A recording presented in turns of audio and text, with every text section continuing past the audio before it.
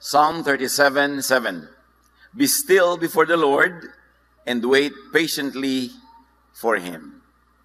Magnilay-nilay, magbulay-bulay, magmuni-muni. Napakahalagang bahagi ng buhay espiritual. Salamat, Panginoon, dahil pwede kaming lumapit sa inyo sa pamamagitan ng pananahimik lamang. Nabigyan namin kayo ng puwang, ng oras sa aming puso na kayo mangusap, magtuwid, magpaliwanag.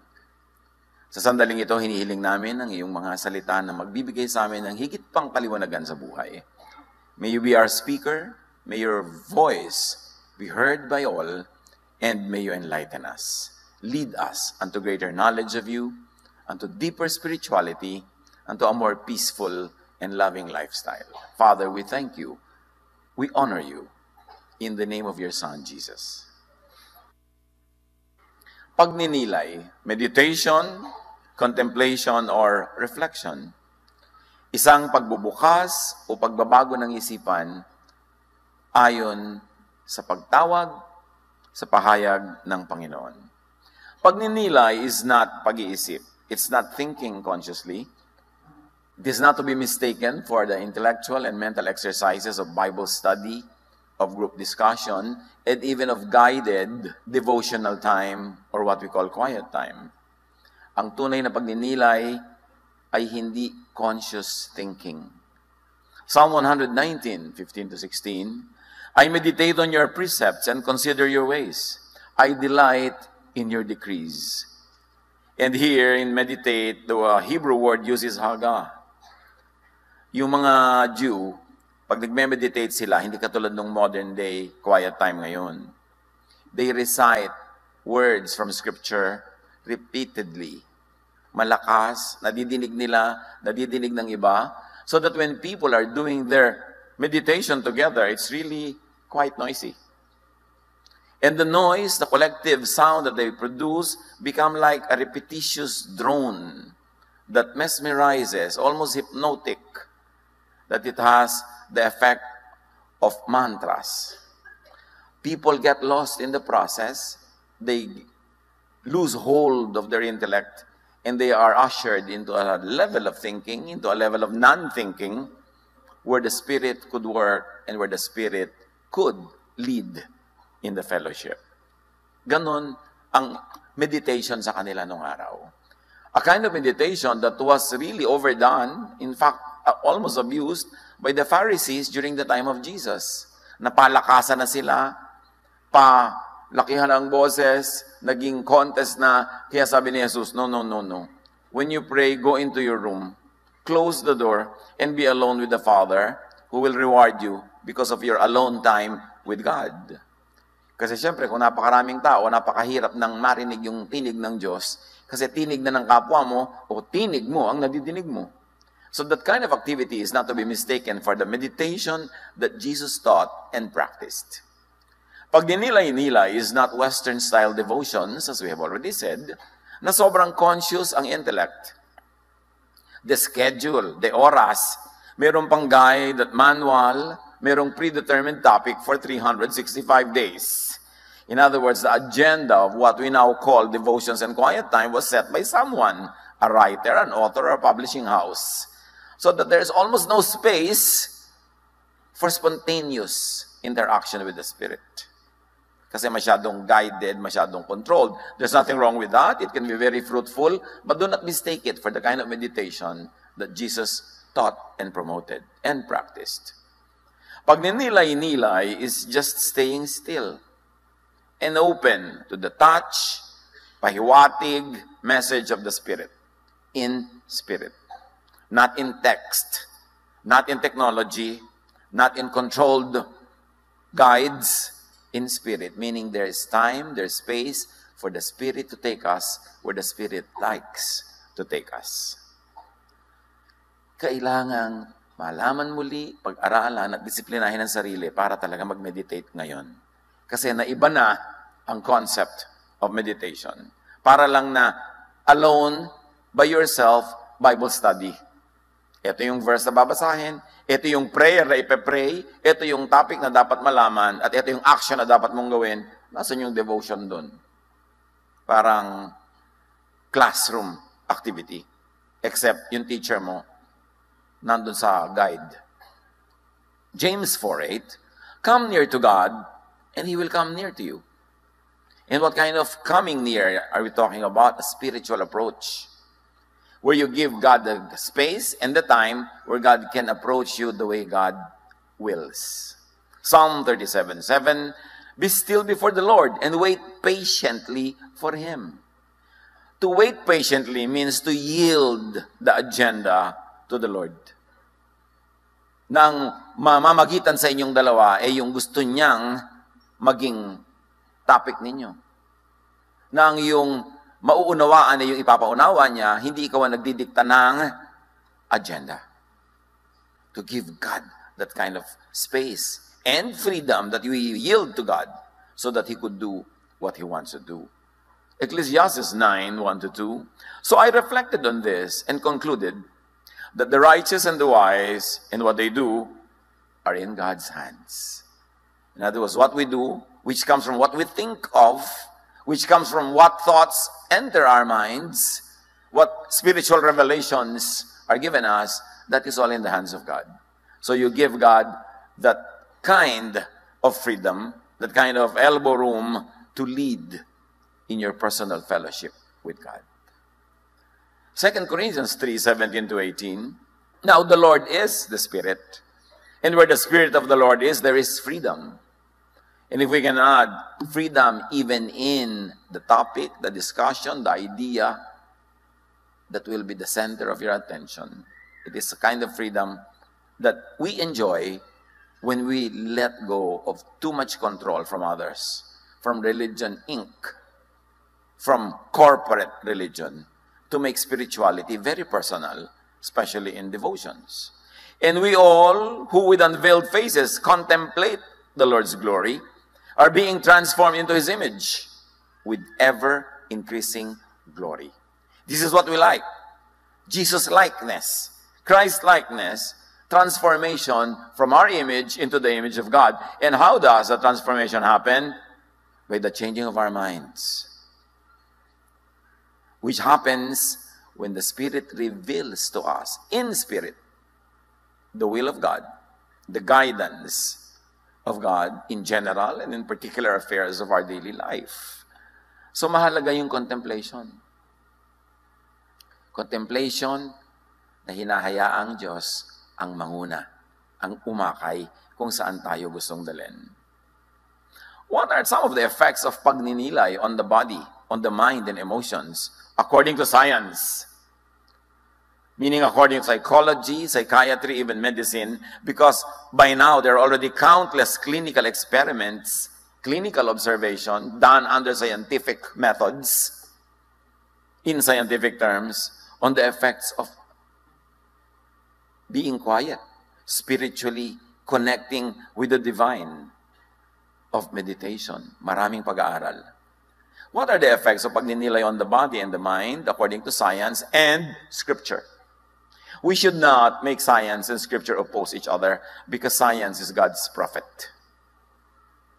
When science explains to us the method, the methodology, the way things work, it is not excluding in the equation that it was made, created by God. Naiintindihan lang natin the mechanics of how God works. Up to a point, hanggang maaabot ng electron microscope, umaabot ng mga telescopes.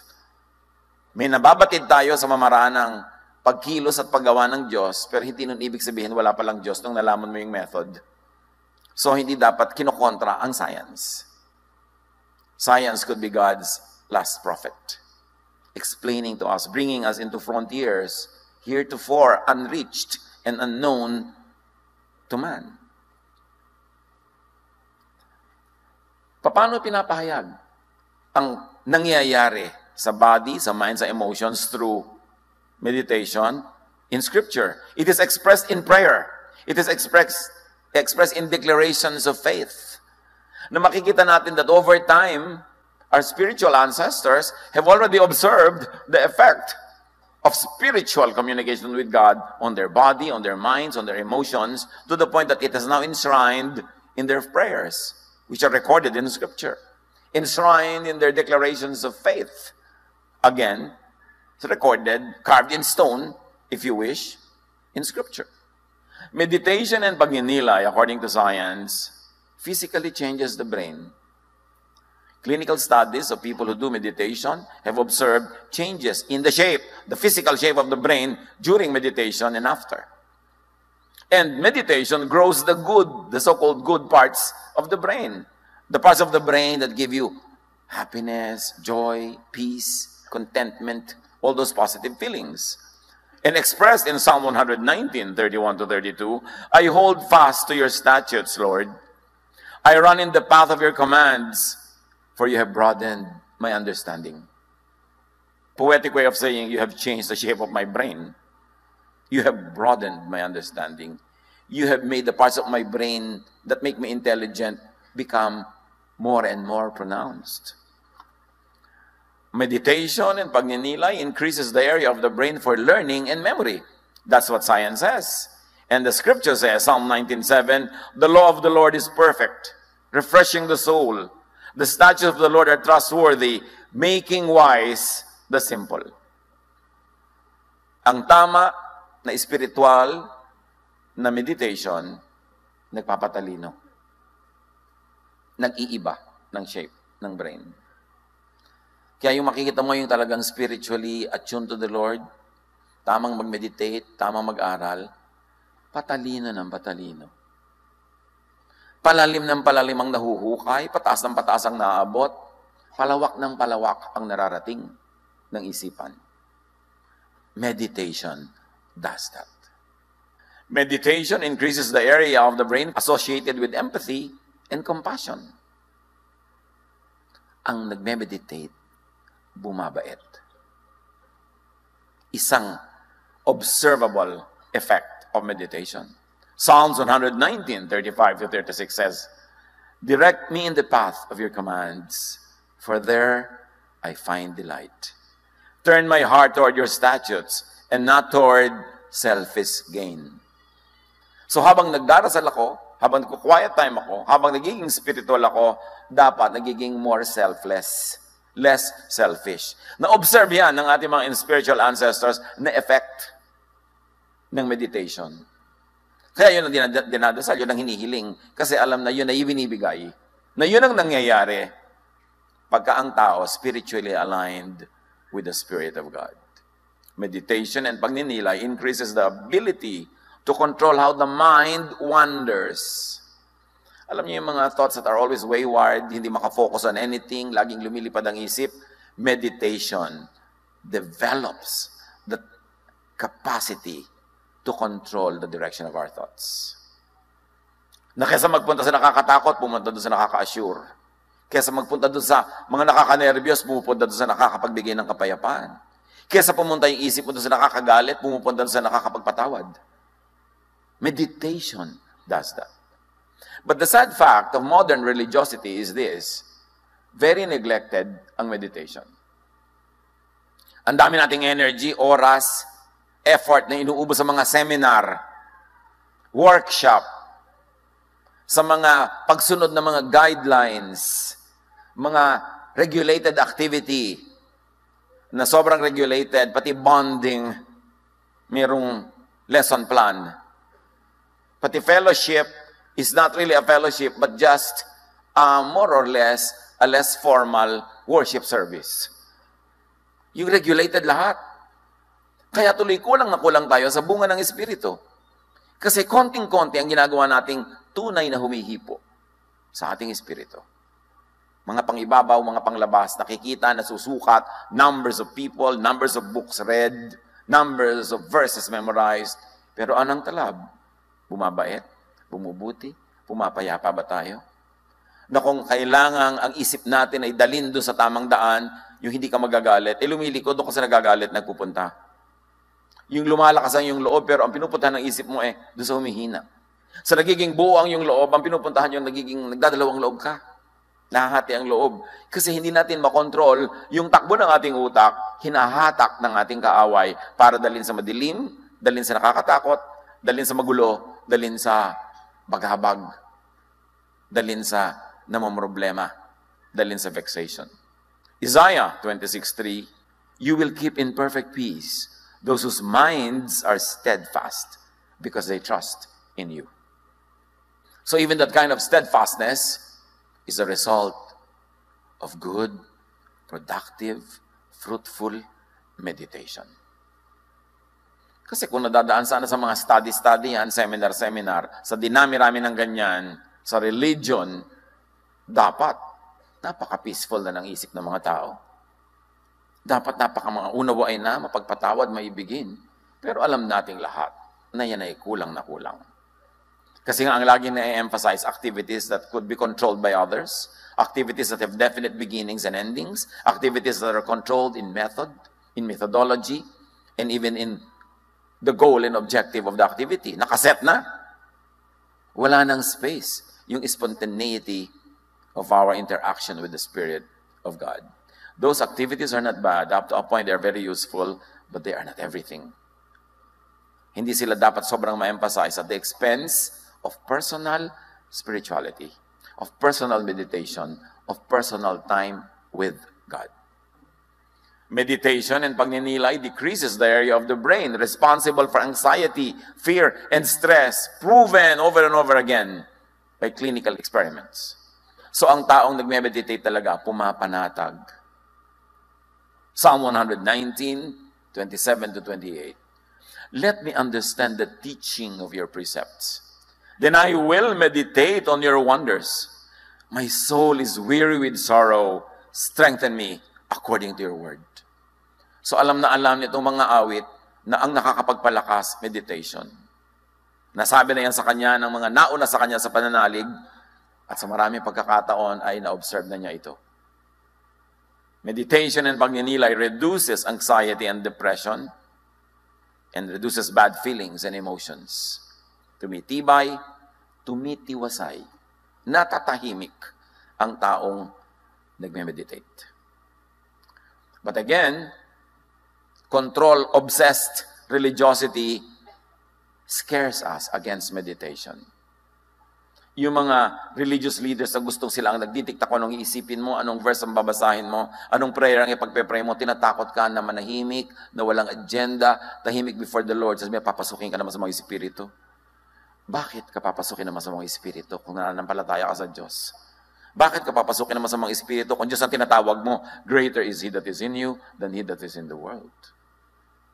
And yet, many Christians are afraid of meditation. Iniisip nila, ay, naku, ano yan, New Age. Naku, meditation, nakakatakot yan, baka tayo maposes. Bakit ka mapaposes? Kung walang kakapitan sa'yo, hindi kakapit.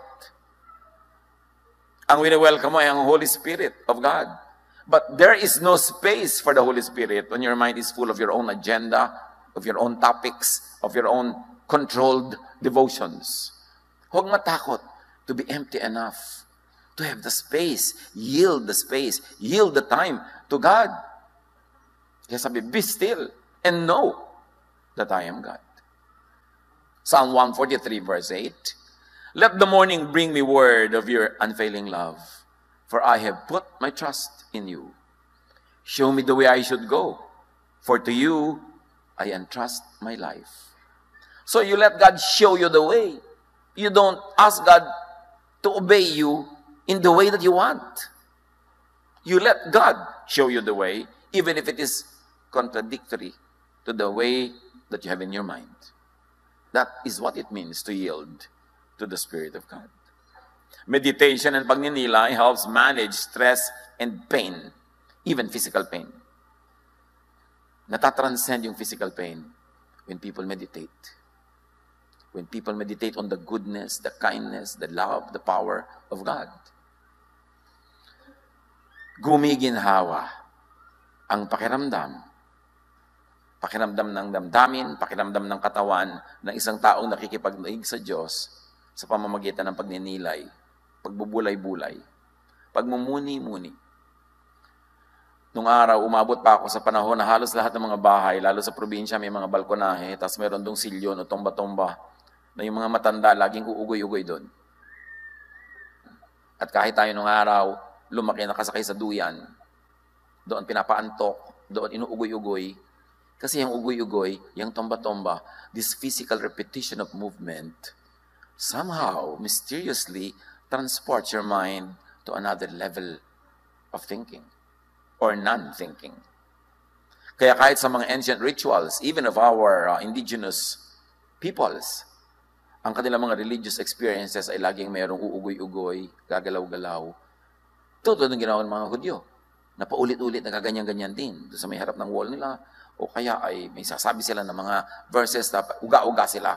Mahirap ipaliwanag, alam na ng science ang effect niyan, at kung bakit nangyayari yon. But that can relieve pain. Kaya marami mga physical activities, spiritual, physical activities, ay parang painkillers. Pero natanggal kasi yung mystical and mysterious elements of the faith after the Reformation, sobrang naging intellectual ang lahat. The faith almost became just a philosophy, where it's always P then Q. It's always formula. Everything you do is formula, even the prayer. To the point that nawala yung unknown factor, yung hiwaga ng Espiritu. Psalm 4, 7-8, You have filled my heart with greater joy than when their grain and new wine abound. I will lie down and sleep in peace. For you alone, O Lord, make me dwell in safety. Dahil pinagbubulay-bulayan ko ang iyong kabutihan, ang iyong kagandahan, ang iyong kadakilaan, matutulog ako mahimbing. Mahihiga akong payapa kasi alam ko ang safety ko is in your hands. Yun ang nararating na kind of thinking ng talagang nagbubulay-bulay, nagninilay-nilay. Natututo siyang ipagtiwala sa Diyos ang lahat ng bagay na hindi naman niya kayang kontrolin. Ang kabaligtaran nun, pinipilit mong kontrolin ang hindi mo naman nakokontrol, ang bunga nun, stress, vexation, trouble, fear, unhappiness, all the negative things. Psalm 63, 5-6, My soul is satisfied as with a rich feast, and my mouth praises you with joyful lips. When I think of you in my bed, and meditate on you in the watches of the night. Kailan daw ako nagdiriwang na daig ko pa ang merong isang piyesta? Kailan nag-uumapaw at lumalabas sa aking labi ang mga salita ng papuri? Pag iniisip ko po kayo, Panginoon. Pag kayo ang laman ng aking isip, lalong-lalo na ako nagbubulay-bulay ako sa aking higaan. In all the watches of the night, the ancient peoples divided the day into several watches. May first, second, third, fourth watch. Division of time. At sinasabi niya, I meditate on you in the watches of the night. In other words, kumisan buong gabi na nagme-meditate siya, hindi 10 minutes. May effect tuloy. Sabi niya, that's why I lie down in peace. Because you are with me. Meditation and pagninilay stimulates the part of the brain responsible for willpower. Alam niyo, yung buo ang loob, yung matibay ang loob, yung may paninindigan, bunga yan ng meditation. Kaya kung maropok ka, madaling maakit dito, madala doon, madaling lumiko-liko dito, kulang sa meditation. 2 Timothy 1:7, For the Spirit that God gave us does not make us timid, but gives us power, love, and self-discipline. Bunga ng spiritual meditation. Pagninilay helps improve concentration and focus. Yung mga pinaghihirapan ng mga magulang, paano yung mga anak nila na kulang sa focus, kulang sa concentration, palakihin sila na mayroong meditation sa bahay. Psalm 1:2-3, But his delight is in the law of the Lord, and on his law he meditates day and night.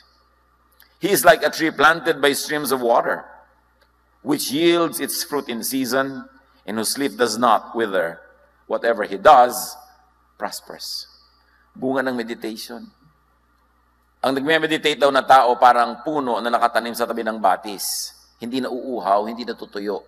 Namumunga sa tamang panahon. So dapat may bunga tayo sa tamang panahon. May panahon na, tinutokso ka ng tukso, ano dapat bunga mo? Strength, hindi weakness. May nang aasarat ng gagalit sa'yo, anong bunga mo? Pagpapatawad, understanding, kindness. Kasi dapat namumunga ka in season. To say that you bear fruit in season is to bear the fruit needed in that time. Kaya pag summer, di ba, makata sa mga prutas, kasi nauuhaw ang mga tao. Yun ang kailangan sa season na yun. So sa season ng buhay mo na tagsala, taghirap, wala kang kapera-pera, ano dapat bunga ang lumalabas sa'yo? The fruit needed in the season of poverty, in the season of need. And that is trust in God. Wisdom in extending your limited resources. Trust. Faith. Yun ang bunga na kailangan. At yan ay nangyayari sa nagme-meditate. Sa nagninilay-nilay. Yung nilay-nilay, kinokonek-connect mo yung mga sinabi ng Diyos na alam mo, tapos yung mga nangyayari sa buhay na nakikita mo, nakokonek mo yung kanilang relasyon, at sasabihin mo, oo nga, tama nga ang Diyos. I meditate and find your laws wonderful. You are really good, you are really God, you are really wonderful. Dapat ganoon ang mga bunga ng pagninilay-nilay. Kaya kailangan may space to let God set the agenda. Pagninilay helps sustain attention while ignoring unwanted or disruptive thoughts. Ang daming unwanted and disruptive thoughts. Jealousy, envy, fear, lahat ng mga yan. Unwanted dyan. Pero bakit laging dyan nagpupunta ang isip ng marami? Kulang sa control ang isip, kulang sa meditation. Psalm 56, 3-4, when I am afraid, I put my trust in you. Bunga yon. In God, whose word I praise. In God I trust, and I am not afraid. What can mere mortals do to me? So there's a relationship between peace and vexation. Sabi niya, I will always have peace because I believe in you, because I meditate on your word and realize and connect the dots that you are really correct, that you're really God, you're really loving, you're really in control. Therefore, hindi ako magpapagulo sa ginagawa ng mga tao sa paligid ko. Tao lang sila. Kayo, Diyos. Sa inyo ako sasandal, sa inyo ako aasa. But for you to get to that point of saying that, you've got to meditate enough to see that the promises of God are true. To see that the justice of God is really justice. To see that the power of God is really at work, even in moments when you don't feel it. To know that God is God no matter what. To develop that kind of thinking, that kind of mentality, and to reach that level of faith, ang bunga nun, peace. Hindi instant yun. Tuloy-tuloy na meditation. Tuloy-tuloy na pagsunod sa kalooban ng Diyos. That there is muscle memory in your life to always obey what is good, what is true. Therefore, hindi ka liliko sa mali automatically because you're automatic piloting to do the right course. Meditation and pagninilay lowers blood pressure. Napatunayan na rin yan. Kaya nay, mataas ang blood pressure nyo. Baka kulang kayo sa pagninilay-nilay. Di ba? Kasi dapat pumapayapa ka. Meron nga mga tao, matataas ang presyon, mga may sakit, dinadala mo pala sa doktor, gumagaling na. Kasi sa mind nila, nakafocus na sila doon sa magiging effect ng ministration. Mind talaga, over matter. Pagninilay slows down aging. Clinically proven. At cellular levels, it increases the regenerative abilities of the cells. Kaya, sulyapan yung katabi nyo. Nagninilay-nilay kaya siya? Nakikita daw sa kutis. Kung bang may glow, yung merong elasticity, yung merong merong X factor. Alam mo, yung pagkaan-tao na nakababad sa Espiritu ng Diyos. Pero kitang-kita mo rin sa kutis kung namang problema sa asawa. Ha? Bawat kulubot ng kutis niya sinasabi, ang asawa ko, iniinis ako.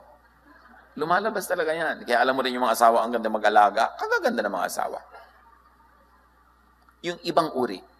Lalo na ngayon, kung nakababad ka sa Panginoon sa meditation. Talagang Diyos ang timeless. Siya ang fountain of youth. Yung payapa ang loob. Yung tahimik ang buhay. Yung nagtitiwala. hindi nagpapadala sa takot o pangamba, hindi nagpapa-influence sa nerbiyos, sa inggit, sa selos. Yan ang nagpapaganda ng even ng physical looks. Psalm 1, 1-3, Blessed is the one whose delight is in the law of the Lord, and who meditates on his law day and night. The person is like a tree planted by streams of water, which yields its fruit in season, and whose leaf does not wither. Whatever they do, prospers. Lagi silang nananariwa, namumukad ka, dumahalimuyak. Nakikita mo ang effect ng kanilang meditation. Meditation makes one happier because pagninilay produces positive emotions. And over time, when you keep doing it, the effect becomes even more. Merong geometric increase. Psalm 19:8, the precepts of the Lord are right, giving joy to the heart. The commands of the Lord are radiant, giving light to the eyes. Oras na na-connect mo yung katotohanan na tama ang Diyos no matter what, merong ningning ang iyong mata. Merong ligaya ang iyong puso. Anuman ang nangyayari. Psalm 16:8-9, I keep my eyes always on the Lord. With him at my right hand, I will not be shaken. Therefore my heart is glad, and my tongue rejoices. My body also will rest secure. Dahil ako'y nakababad sa Espiritu ng Diyos, hindi ako madaling maligalig, matigatig, makalog, mag-worry. Kaya naman tahimik, masaya ang aking puso, at nakikita yan sa aking mga salita. Yung kapayapaan, yung katahimikan ng loob, lumalabas sa aking speech. Lumalabas sa mga salitang tinatype ko sa aking keyboard, sa mga comment na ilalagay ko sa Facebook. Di ba? Out of the abundance of the heart, the finger clicks. Kaya kung puro ka dyan bitterness, puro ka dyan anger, kitang-kita sa mga comment mo. Kitang-kita sa mga pinagsasasabi natin. Lalo ngayon, halos walang accountability because of distance. Kahit ano lang gusto mo sasabihin mo, but you're exposing what is in your heart. Kaya maganda ring diagnosis yan. Pastor, gusto ko po magpa-counsel, gusto ko malaman anong problema ko. Anong Facebook password mo? Yeah. Titingnan ko mga pinagpo-post mo dyan, malalaman ko na kung nasan yung spirito mo, hindi mahirap malaman yan. Lumalabas kasi sa technology. So, kung gusto mong palitan yung word na lumalabas doon sa screen, palitan ng isip, ibabad yan sa meditation. Para pag-ibig, kapayapaan, katahimikan, yung mga lahat ng gusto ni Jesus ang nagaganap sa ating buhay. Pagninilay increases the gamma brain waves associated with empathy and feelings of happiness. Imagine, salamat na lang, marami mga scientists ang nag-aaral ng ganitong mga bagay. Sabi naman Psalm 119:111, Your statutes are my heritage forever. They are the joy of my heart. Agree. Meditation promotes appreciation of the present moment. Alam niyo yung talaga nagme-meditate, lagi nakababad sa Panginoon, nasa present ang tingin. Bakit? Pag lagi kayong nakatingin sa past, malulungkot kayo. Nakakalungkot isipin na, the good old days, the good old days. Nanong araw yung dimple mo narito sa pisngi. Ngayon, nandito na sa sentido. Cafe facelift. Sabi mo, namimiss ko yung dimple kong mababa. Minsan, ang ganda-ganda ng dimple mo, pusod ko yan. Gano'n ka-effective, ang lifting. Sayang, gano'n nung araw, gusto ko nung araw. Alam niyo po, lagi nyo inisip yung nakaraan, malulungkot kayo. At pag lagi nyo inisip ang future, matatakot lang kayo, nenervyusin kayo. Tapos ang daming religion, walang ginawa kundi puro future ang pinag-uusapan. Mga end of the world na nakakatakot. Pamisa-misa ka nag-church, umuwi ka pa takot. Eh, mapipigil mo ba kailan mangyari yan? Bakit lagi na lamang yan ang iniisip? Kaya sabi ni Jesus, do not worry about tomorrow. Focus on today. Tomorrow will be anxious for itself. The day's own trouble, will be enough for you. Because God's blessing for today is enough for all your needs today. Nagkukulang sa tingin mo kasi ina-allocate mo sa loneliness of the past and worries of the future. Kulang tuloy. So do not be anxious about tomorrow. Don't think about it. Ang isipin mo yung ngayon at makikita mong sapat ang mga blessings sa iyo ngayon. Pero pag inisip mo yung ibabayad mo sa mga kung ano mong babayaran next month, nervyusin ka nga. Sabi ganun, Tomorrow will worry about itself. Psalm 49, 3-5, my mouth will speak words of wisdom. The meditation of my heart will give you understanding. I will turn my ear to a proverb. With the harp, I will expound my riddle. Why should I fear when evil days come, when wicked deceivers surround me? Kasi alam niyo, antidote ko sa mga yan. Sabi ganon, tutugtog ako, magpupuri ako, gugunitain ko ang mga salawikain na napatunayan na over generations na tama at tumpak para ako matahimik. Pagninilay clarifies thought. Nakakapagpalinaw ng isip. Isaiah 57, because the sovereign Lord helps me, I will not be disgraced. Therefore, I have set my face like flint, and I know I will not be put to shame. Nare-realize yan ng taong nagbubulay-bulay. Connecting problem with solutions, connecting experience with theory, nalalaman mong, yes, God is correct, God is in control. But it takes an expansive oversight, an expansive vision to see that and to connect the dots. Meditate. Meditate more often, more deeply, more transcendently. Huwag iasa sa experts ang inyong meditation. Maganda yung meron kang devotional guide, meron kang ganito, may ganun ka, pero dapat yon supplement lang. The main devotion must be between you and God alone. When you sit there quiet with no agenda, letting God take over the fellowship. When you are quiet, that you can hear your mind think. Or you can hear non-thinking, so that it is God's thought that will fill your mind. Transcendent ang mga bagay na effective talaga. And it takes discipline to do that. Plug into God, plug into power through meditation. Because when you meditate, you enter a portal, you enter a door that brings you to another world, that brings you into a timeless, spaceless spirituality where God is supreme. Allow and make meditation become your portal, your doorway into and from the spiritual realm, from eternity into and from the kingdom and the kingship of God. When you lay yourself bare before God, when you remove all your personal agenda and silence your own voice, you yield the throne of your heart to God. You make God king, and your spirit, your heart, becomes God's kingdom. That kingdom of God becomes yours even before physical death. Yun ang kingdom na sinasabi ni Jesus, the kingdom of God is within you. When your thought, your heart is tuned into God, the power of God crosses vast, infinite spaces into your heart becomes God's kingdom, the kingdom of God is in you. You have heaven on earth. Dapat ganun. Hindi puro lang intellectual exercise. Ang dami-dami nating theologizing, ang dami-dami nating kung ano ng mga doktrina ang pinag-aaralan na ang bunga, bangayan, awayan, gulo. Dapat ang hinahanap natin yung nakakapagpapayapa, nakakapagpatahimik. Dahil yun ang kailangan natin sa napakagulong mundo. Do not over-rely on specialists. Do not over-rely on theologians. Tulad ng lagi kong gustong sabihin, walang apo ang Diyos. Puro anak. So anak ka ng Diyos. Huwag mong iasa sa spiritual parent mo.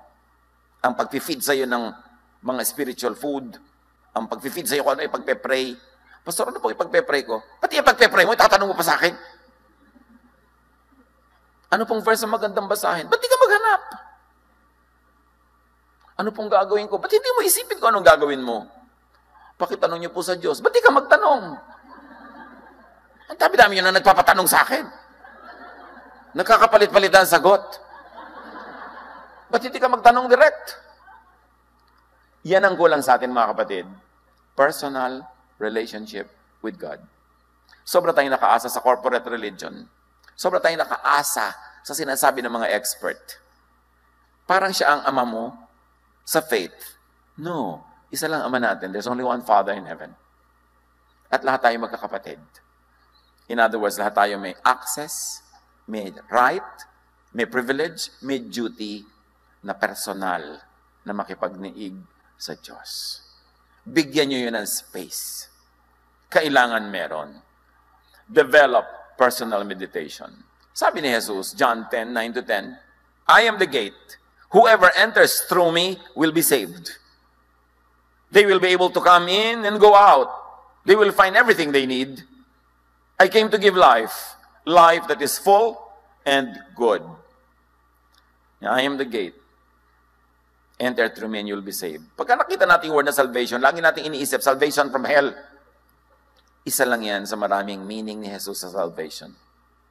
And in this context, it is salvation from want, from spiritual hunger.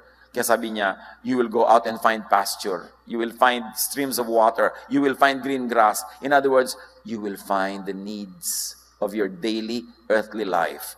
Pati yun binibigay ko. Pati yung peace of mind. Pati yung pagiging tahimik. Pati yung pagiging payapa. Sabi niya, you will be able to come in and go out. So hindi yan yung eternal life na pagpasok mo, wala nang uuwian. Sabi, iba yung door na sinasabi niya. You come in and you go out. From your place, you go to the pasture, and then you go back to where you are. Then you go to the streams of water. Then you go back to where you are. And He is that gate. In other words, binibigyan niya tayong laya na magbabalik-balik, magparot-parito, hanapin ang mga kailangan natin na handang-handa naman niyang ibigay. Sabi niya, I came that you might have life and have it to the full. Allow and make meditation become your stairway to and from heaven. Kasi the kingdom of God is within you now. It can connect to the kingdom out there. And the way, yung parang Jacob's ladder, where angels go up and down from heaven to earth, that is meditation. That is spiritual connection. Na kahit si Jacob, nakita niya yung ladder nung siya natulog. At umunan siya sa bato. There is that kind of transfer, of transportation of consciousness para madaanan mo yung daan na yon at makinabang ka doon. Go up to and down from heaven, see God by meditation. You can see God by Bible study. You can see God by hearing messages like this. You can see God by singing, by praising, by worshiping, by serving. But never neglect the way to see God through meditation. Because that is one of the most powerful ways that God has given us to be in touch with Him. Magnilay-nilay. Ngayon, magnilay-nilay as ER or emergency room or as OR, as operating room. Kasi minsan, ayun yung problema mo, ang laki na. So magnilay-nilay ka para makagkaroon ka ng guidance, para magkaroon ka ng kapayapaan. Pero better, magnilay-nilay as gym, as training, as exercise. Meaning you do it every day. Magnilay-nilay ka lagi para pag dumating yung problema, yung tanong, yung gulo, ready ka na kasi nag-exercise ka na araw-araw. Hindi mo dadaanin sa minsanan lang dahil nun mo lang ginawa kung kailan may problema ka na. Kailangan may daily dosage of aloneness with God because cumulatively, it will become your ever-increasing power. So that when big issues come, stable ka na. Kasi ang dami mo nang na-deposit sa bangko ng meditation na mawi-withdraw mo sa panahon ng pangangailangan. Mark 1:35, Jesus modeled meditation. Di ba sinabi natin yung Jewish way, yung maingay, ganyan-ganyan. Lahat yan, kinorek ni Jesus, binalance niya. Mark 1:35, very early in the morning, before the morning prayers in the temple. Very early in the morning, while it was still dark, Jesus got up, left the house, and went off to a solitary place where He prayed. Hindi na haga na meditation, proseukomeina in Greek. Iniba. Ginawa ni Jesus ng meditation is not a public activity, but a private one. Kaya sinabi niya, when you pray, go into your room, close the door where no one can disturb you, and be alone with God. Jesus never organized massive prayer rallies. Kasi sa mga prayer rally, controlled ko ano ipagpe-pray, controlled ko sino magli-lead, controlled ang program. Hindi yun masama. May benefit yun. Pero huwag lang yun. Because Jesus modeled personal, private meditation. And of course, Jesus is truth. Jesus is the way. Jesus is the life. Dapat pansinin ang itinuro niya. Luke 5:16, but Jesus often withdrew to lonely places and prayed. Tahimik, mag-isa, walang agenda. So Jesus modified, changed, and corrected the Jewish, the Pharisaistic practice of Haga. Binigyan niya ng laya ang tao. Jesus empowered the individual to exercise spirituality minus the control of religion incorporated. Laging ganun ang agenda ni Jesus. Binibigyan niya ng power yung individual because during his time, wala nang freedom ang individual. Nakadikta na sa kanya. Idinikta na ng temple ang lahat ng gagawin niya, kakainin niya, hindi niya kakainin, sinong iibigin niya, sinong hindi niya mamahalin, gaano kahaba ang kanyang buhok, ilang buhol ang hibla ng kanyang mga damit. Kinontrol na yung lahat. At ang ginawa ni Jesus, binalance niya yon, gumawa siya ng private, personal space for the individual to practice spirituality. Kaya nagagalit sa kanya yung mga taga-temple eh. Di-disenfranchise yung religion. Jesus set people free to meditate on their own, directly with God. Importante. Go up to and down from heaven. See God by meditation. Prioritize pagninilay in your spiritual life. Huwag niyong gawin lang after waking up and before getting your coffee or getting your shower and going to work kasi masyadong limited. Find time kung saan pinakabagay na hindi kayo nag-aapura, merong space ang Diyos at makikita niyo ang bunga niyan sa buhay natin. Yan ang itinuro ni Jesus. Ibig sabihin niya ng pinakamabuti. Magnilay-nilay, mga kapatid. Panginoon, salamat. Na maaari naming ma-review ang ganito mga bagay, lalong-lalo na balikan ang example, teaching of Jesus, your Son, our Lord, our Savior. Sa busy buhay na ito, Panginoon, ituro mo sa amin that the busier we are, the more we need to meditate. The bigger the decision we have to make, the longer should be our meditation. Because when we meditate, you direct our steps. We minimize or eliminate mistakes. Therefore, we become more fruitful, more happy, more correct. Pagbulay-bulayan natin ang personal na impact nito sa ating buhay, how you can increase the quality, the quantity of your meditation. Be alone with the Lord in silent reflection.